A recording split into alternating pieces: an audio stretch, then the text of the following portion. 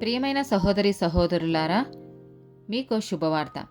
2025 సంవత్సరంలో మొత్తం 365 అంశాలను మీతో పంచుకోబోతున్నాము. జనవరి 1వ తేదీ నుండి ప్రతిరోజు ఒక అంశము మరియు దానికి సంబంధించిన వాక్యమును పంచుకుంటాము. దయచేసి ఆ వాక్యములను వినండి, ధ్యానించండి మరియు ఆశీర్వదించబడండి.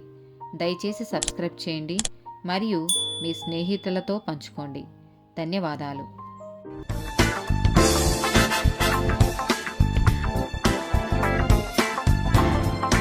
59th డే టాపిక్ సహచరుడు.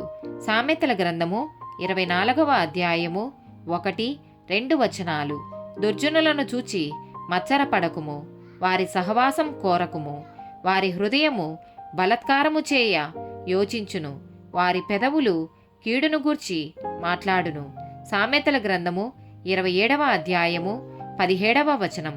ఇనుము చేత ఇనుము పదునగునట్లు ఒకడు తన చెనికానికి వివేకం పుట్టించును. మొదటి సమూయేలు గ్రంథము 22వ అధ్యాయము 1-2 వచనాలు. దావీదు అక్కడ నుండి బయలుదేరి అదుల్లాము గుహలోనికి తప్పించుకొని పోగా అతని సహోదరులను అతని తండ్రి ఇంటి వారందరూ ఆ సంగతి విని అతని యొద్దకు వచ్చిరి.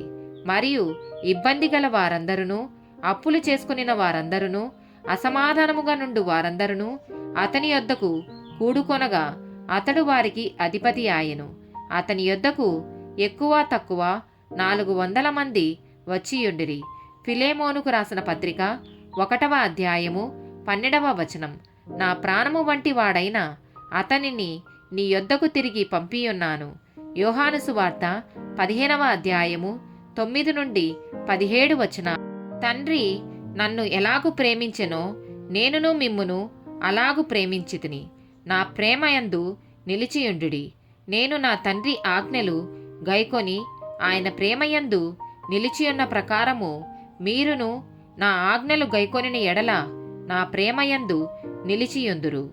మీ యందు నా సంతోషము ఉండవలెననియు మీ సంతోషము పరిపూర్ణము కావలెననియు ఈ సంగతులు మీతో చెప్పుచున్నాను. నేను మిమ్మును ప్రేమించిన ప్రకారము మీరొకనినొకడు ప్రేమించవలెననుటయే నా ఆజ్ఞ. తన స్నేహితుల కొరకు తన ప్రాణము పెట్టువాని కంటే ఎక్కువైన ప్రేమ గలవాడెవడునూ లేడు.